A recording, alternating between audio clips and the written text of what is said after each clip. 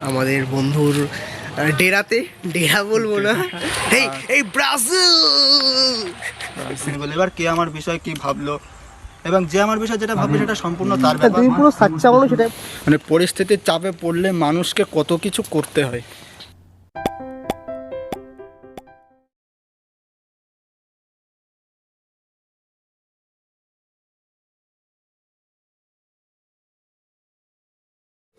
নমস্কার বন্ধুরা, আশা করি সকলেই খুব ভালো আছো। 2024-এর ইংরাজি নতুন বছরের শুভেচ্ছা জানাই তোমাদের সবাইকে। Happy new year. যদিও দিনটা চলে গেছে বহুকাল আগে, তবে আজকের এই জানুয়ারি মাসের 30 তারিখে আমি এই নতুন বছরের যেহেতু প্রথম ভিডিও বানাচ্ছি, তো সেই জন্য তোমাদের সবাইকে আমি আরও একবার শুভেচ্ছা জানিয়ে দিলাম। গত বছর ডিসেম্বর মাসের 2 তারিখ থেকে বেশ প্রবল 3টে শারীরিক অসুস্থতায় ভুগছি, যার মধ্যে একটা হলো খাদ্যনালীর তীব্র সমস্যা, যেটার জন্য ডাক্তারের কাছে গেছিলাম এবং সেই ডাক্তার জানিয়েছেন এটা একটা দীর্ঘকালীন মেয়াদ, সারতে বেশ সময় লাগবে। আর এই বিশেষ করে এটা শরীর গরমের থেকেই হয় আর কি, এবং এর জন্য এই কড়া শীতেও রোজ ঠান্ডা জলে স্নান করতে হচ্ছে।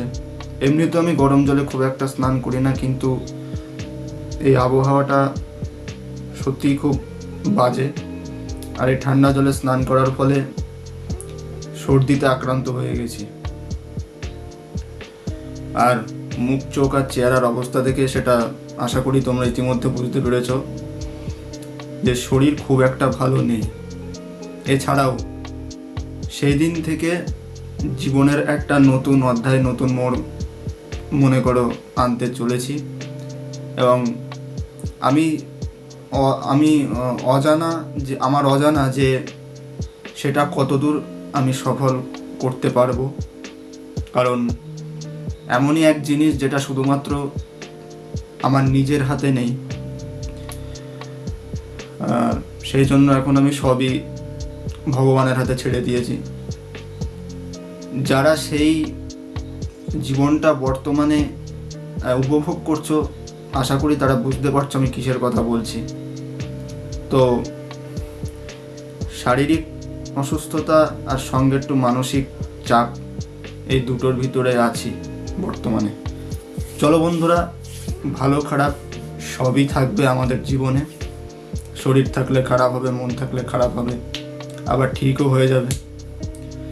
তো 33 কোটি দেবতার উদ্দেশ্যে শ্রদ্ধা আর প্রণাম জানিয়ে আজকের এই ভিডিওটা শুরু করছি। গতকাল 29শে জানুয়ারি একটি শিক্ষামূলক ভ্রমণের উদ্দেশ্যে বাণীপুর শারীর শিক্ষা কলেজে গেছিলাম, যেটা অবস্থিত দক্ষিণ হাবড়াতে। আর ওখানে আমার এক দাদা বা বন্ধু, যেটা বলতে পারি, বিষ্ণুদা সরকারি হিসেবে সুযোগ পেয়েছিল। ও তাদের কলেজে কালকে একটি অনুষ্ঠান হয়েছিল, যেটা আর কি ক্রীড়া হিসেবে, এবং ওখানকার বিষয়টা সম্পূর্ণ ক্রীড়াভিত্তিক, শরীরচর্চা ভিত্তিক। তো সেই উদ্দেশ্যে আমি সেখানে একটু গেছিলাম। সেই দাদা আমাদেরকে আমন্ত্রণ করেছিল, আর আমার সঙ্গে কিঙ্করদাও ছিল। আর একটা বিষয় তোমাদের জানানোর, যারা আমার কলেজের বন্ধু, আর গতকালকে সেই কলেজের যে বাৎসরিক ক্রীড়া, সেটা সফল করতে তারাও গেছিল বিষ্ণুপুর সরকারি ITI কলেজের উদ্দেশ্যে, যেখানে এই ক্রীড়াটা সম্পন্ন হয়েছিল। এবং সকলের জন্য আমার পক্ষ থেকে শুভকামনা অবশ্যই থাকবে।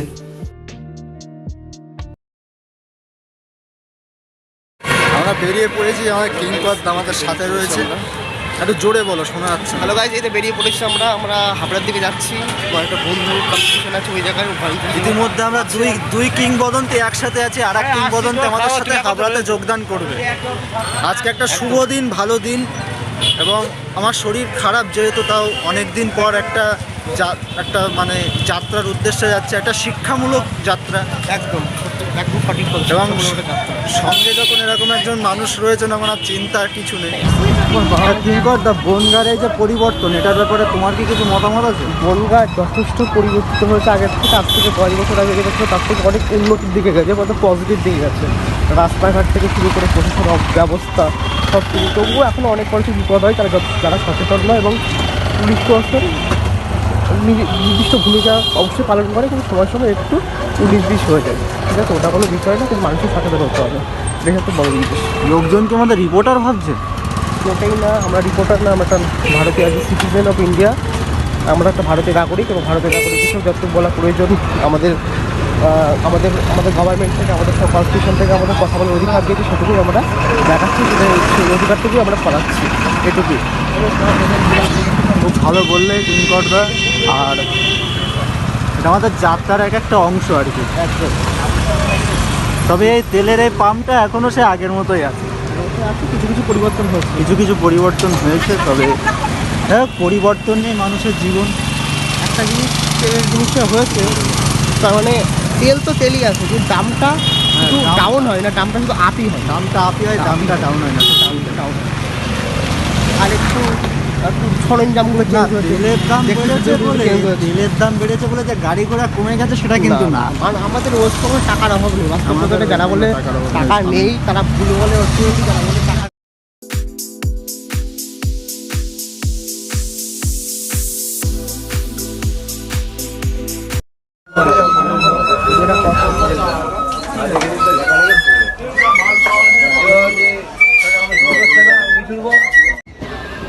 মুক্ত বাতাস, পরিষ্কার আকাশ, ভিড়বিহীন ট্রেন, এই সুন্দর বাঁশির সুর, আর এই ট্রেনের ধারে দাঁড়িয়ে এই দৃশ্য উপভোগ করা, এটার একটা মজাই আলাদা। যখনই সুযোগ পাই এই দৃশ্যটা উপভোগ করি, এটা আমার সত্যি খুবই ভালো লাগে, এবং এই প্রাকৃতিক পরিবেশ আমার অত্যন্ত প্রিয়। যথারীতি আমরা নেমে পড়লাম হাবড়া স্টেশনে। এখান থেকে এবার দেখতে হবে কিভাবে সেই শারীরিক শিক্ষা কলেজে যাওয়া যায়, যার উদ্দেশ্যে যে জায়গায় আমরা যাব আর কি, বাণীপুর শারীরিক শিক্ষার কলেজে। চলো দেখি, মনে হচ্ছে ভালোই দূর কলেজটা। অবশেষে একটা ইঞ্জিন চালিত ভ্যান পেয়ে গেলাম, এবং এখানকার ভাড়ার যে ব্যাপারটা, সেটা এক এক জায়গা থেকে এক এক রকম। যদি স্টেশনের থেকে ভ্যানে ওঠা হয়, সেখান থেকে ভাড়া নেবে 25 টাকা করে। আর দ্বিতীয় গেটটা পেরোনোর পর এই যে ভ্যানটাতে যাচ্ছি, এটাতে 20 টাকা করে ভাড়া নিচ্ছে। তো মাত্র কয়েক পা হাঁটার ব্যবধানে 5 টাকা ভাড়া বেশি কম। হ্যাঁ, বিষয়টা বড়ই অদ্ভুত। অবশেষে আমরা গন্তব্যে পৌঁছে গেলাম। আমরা পৌঁছে গেছি এই জায়গায়, হাবড়া বাণীপুর, আমাদের বন্ধুর ডেরাতে। ডেরা বলবো না, এখানেও প্র্যাকটিস করে। ঠিক আছে, এখানে একটা কোর্স করছে, সেই জন্য আমাকে ইনভাইট করেছিল আমরা দুজনকে, যে আজকে একটা প্রতিযোগিতা তো আর। ঠিক আছে, সেই হিসাবে আমরা এসেছি এই জায়গায়, আমরা মজা করবো, উপভোগ করতে এসেছি, এক্সপিরিয়েন্স নেব অনেক কিছু। চলো ভিতরে যাওয়া যাক। বন্ধুরা, এখানে খেলা হচ্ছে, বোধহয় প্রশিক্ষণ পর্ব, প্র্যাকটিস পর্ব চলছে কোথায় এখানে। খুব সুন্দর একটা সুন্দর দৃশ্য এখানে,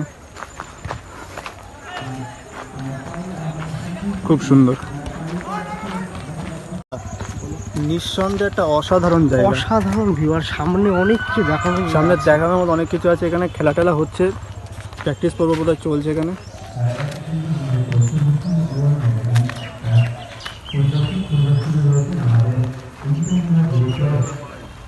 আমরা এখানে খেলা দেখতে এসেছি আজকে। এখানে প্রতিযোগিতা হচ্ছে, একটু দেখার সামনে ভিউটা অবশ্যই তোমরা দেখতে থাকো। ভিউটা অনেক জিনিস আসবে, শট আসবে, ঠিক আছে।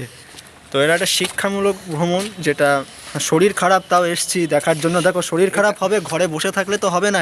এই কটা দিনে এটুকু জিনিস আমি উপলব্ধ করতে পেরেছি। বিশেষ করে ফিজিক্যাল এডুকেশনে আমরা ফিজিক্যালি ফিট থাকবো, মেন্টালি ঠিক থাকবো, সেই জন্য আমরা এই সামনে এখানে খেলা হচ্ছে।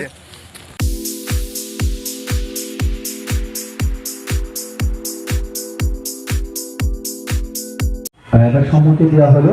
আমরা সকলে দেখতে পাচ্ছি প্রবীণ ছেত্রী।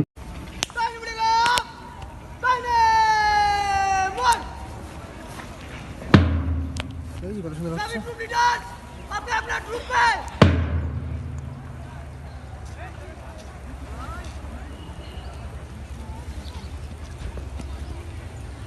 কমান্ডার কমান্ডার সঙ্গে মাঠ সেখানে রয়েছে মাতঙ্গিনী ভবন। মাতঙ্গিনী ভবনের ফ্ল্যাগ বিয়ারারে রয়েছে কিন্তু গ্রুপ লিডারে রয়েছে মন্দিরা বেশিরভাগ, আর তারা এগিয়ে চলেছে মাঠটা উঠে দিকে।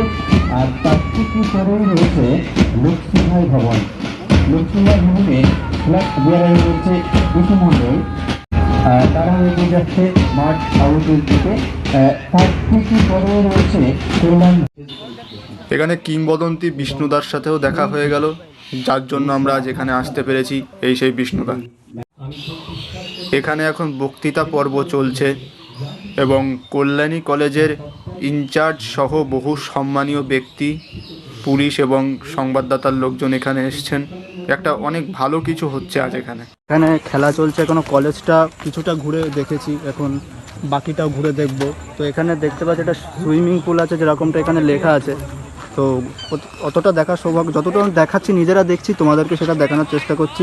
তো আমি আর কিংকর্দা এখন খুবই মজা নিচ্ছি এখানকার। একটা শিক্ষামূলক জায়গা, এটা ভালো জায়গা। আর সামনে একটু দেখা, কত সুন্দর স্পোর্টস খেলছে, আলাদা রকমের এনভায়রনমেন্ট।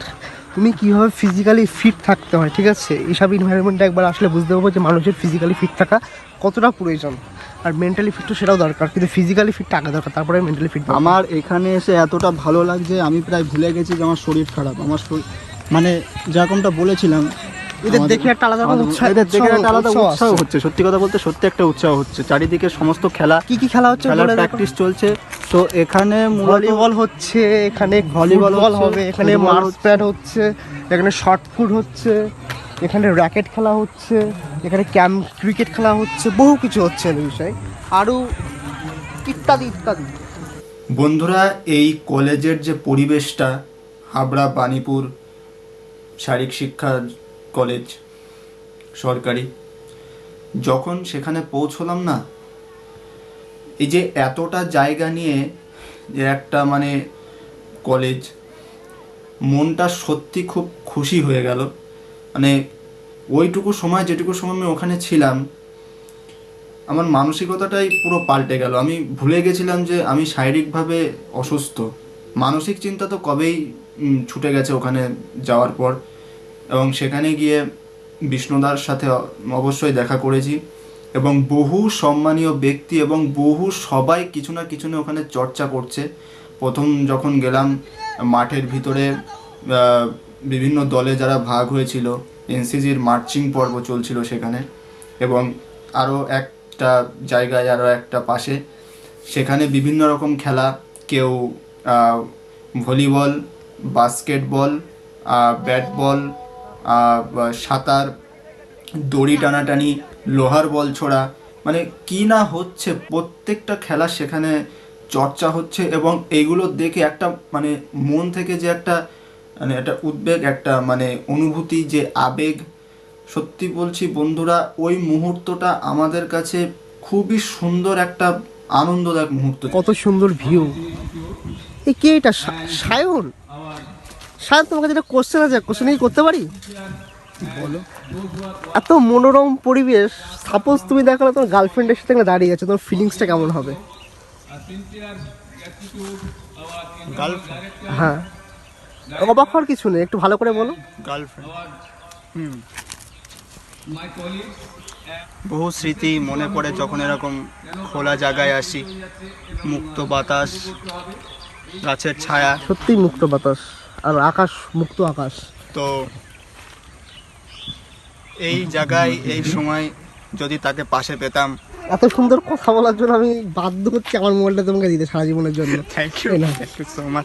তো দাদা, আমি যেটা বলেছি কিন্তু মন থেকে বলেছি, এর মধ্যে কোনো রকম ইয়ার্কি ভেজাল নেই, তাই তো? ভেজাল নেই। বুঝতে পেরেছি। আমি মানুষটা এরকম যা কথা বলি সামনাসামনি বলতে ভালোবাসি। ওই মনে এক মুখে এক, কাউকে ইমপ্রেস করার জন্য কিছু বলি না, কাউকে পোক মারি না, যেটা বলি সামনাসামনি বলি। এবার কে আমার বিষয় কি ভাবলো, এবং যে আমার বিষয় যেটা ভাববে সেটা সম্পূর্ণ তার ব্যাপার। তুমি পুরো সাচ্চা মানুষ, সেটাই বলতে যাচ্ছ। কে কি বিষয় ভাবছে, তোমাকে যে অরিজিনালি চিনবে সে সত্যি তোমাকে চিনবে, আর সত্যি লাস্টে বলবে ভালো মানুষ একটা, তাই তো?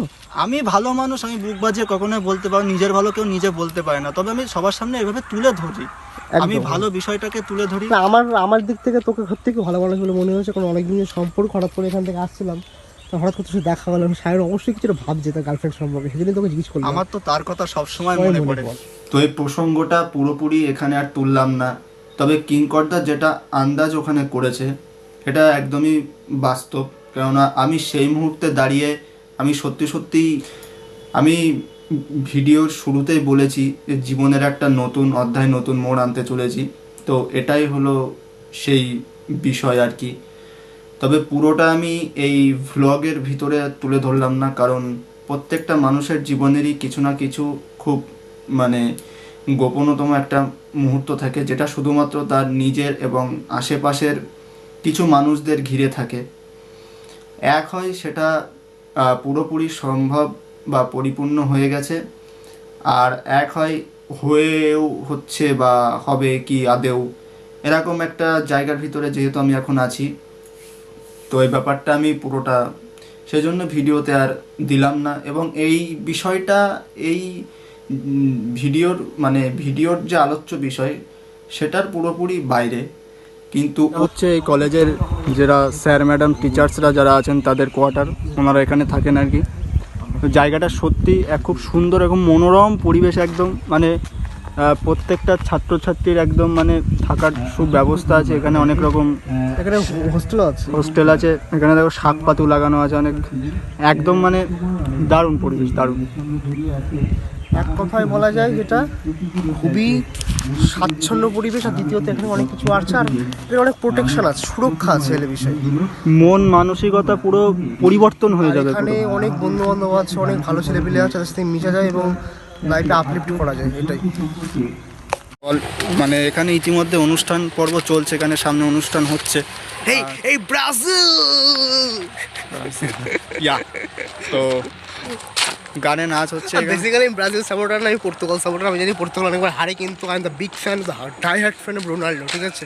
সেই জন্য খেটে খাটা প্লেয়ার মেন বিষয়টা। আর একটা কথা বলে নিই, ফ্রেন্স একটা প্লেয়ার আছে কেলিয়ান এমবাপে, ঠিক আছে? মানে নেক্সট আমাদের রোনাল্ডো, কেলিয়ান এমবাপে।